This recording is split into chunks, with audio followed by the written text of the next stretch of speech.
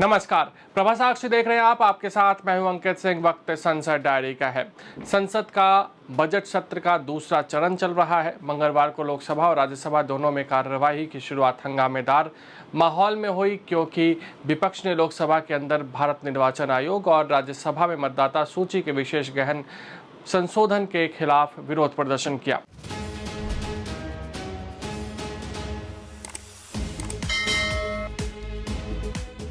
लोकसभा में कांग्रेस सांसद मोहम्मद जावेद द्वारा अध्यक्ष ओम बिरला को हटाने के प्रस्ताव पर चर्चा शुरू हुई।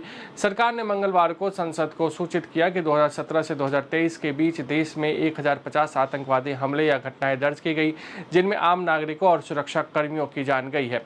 राज्यसभा में प्लास्टिक के प्रसंस्करण, पुनःचक्रण तथा पुनः उपयोग करने पर जोर देने की मांग उठी। इसके अलावा राज्यसभा में ग्रामीण विकास मंत्रालय के कामकाज पर भी चर्चा हुई। लोकसभा की कार्यवाही। लोकसभा में कांग्रेस के उपनेता गौरव गोगोई ने कहा कि विपक्ष सदन में संकल्प लाकर अध्यक्ष ओम बिरला पर व्यक्तिगत आक्रमण नहीं कर रहा, लेकिन सदन एवं संविधान की मर्यादा की रक्षा के लिए यह कदम उठाना पड़ा है।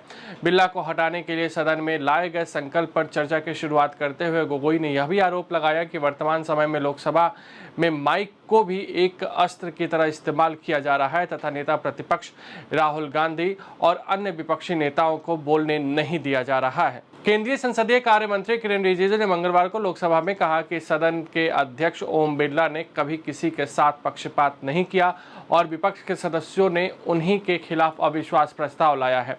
बिरला को हटाने के लिए सदन में लाए गए संकल्प पर चर्चा में भाग लेते हुए रिजिजू ने दावा किया कि विपक्ष के कई सांसद इस प्रस्ताव के समर्थन में नहीं है। उन्होंने कहा कि विपक्ष के कम से कम 50 से ज्यादा सांसद मुझसे मिले हैं और कहा है कि वे बिरला के खिलाफ अविश्वास प्रस्ताव से सहमत नहीं हैं।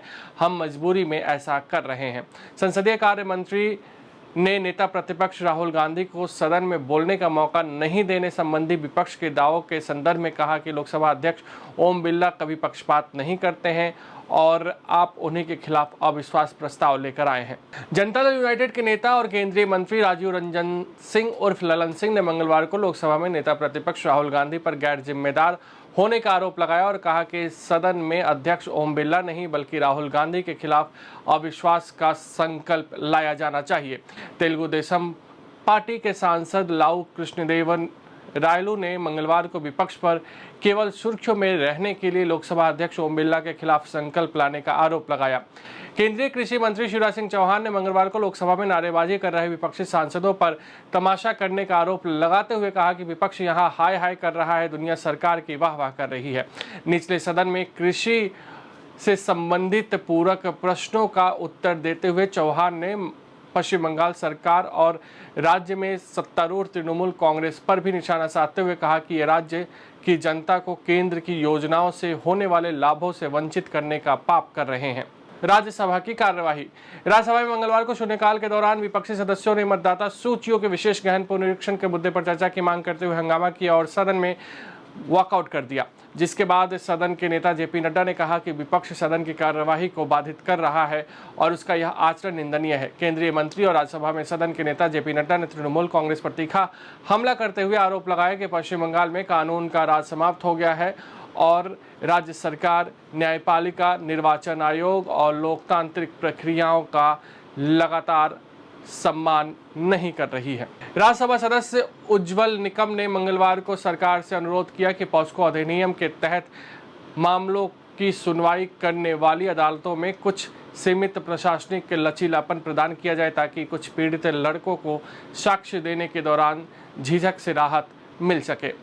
सरकार पर वास्तविक आंकड़े बताने की जगह लोक लुभावन तस्वीर दिखाने का आरोप लगाते हुए राज्यसभा में मंगलवार को कांग्रेस ने कहा कि यदि सरकारी योजनाओं का सुदृढ़ कार्यान्वयन होता तो गांवों की हालत बदल चुकी होती। उच्च सदन में ग्रामीण विकास मंत्रालय के कामकाज पर चर्चा में हिस्सा लेते हुए कांग्रेस की रजनी अशोक राव पाटिल ने कहा कि गाँवों को सशक्त करने से देश की अर्थव्यवस्था मजबूत होगी, लेकिन कागजों पर आंकड़े अलग हैं और वास्तविक स्थिति अलग है। केंद्रीय पर्यावरण मंत्री भूपेंद्र यादव ने राज्यसभा में केंद्रीय पर्यावरण मंत्रालय के कामकाज पर चर्चा का जवाब दिया। राज्यसभा में पर्यावरण, वन और जलवायु परिवर्तन मंत्री ने संरक्षित क्षेत्रों और वन्य जीव अभ्यारण्यों में हुई उल्लेखनीय वृद्धि पर भी प्रकाश डाला। अगर आप भी लेना चाहते हैं देश दुनिया की तमाम जानकारी तो आज ही सब्सक्राइब करें हमारे चैनल को। साथ ही नीचे दिए बेल आइकन को जरूर दबाएं ताकि हर अपडेट आप तक पहुंच सके।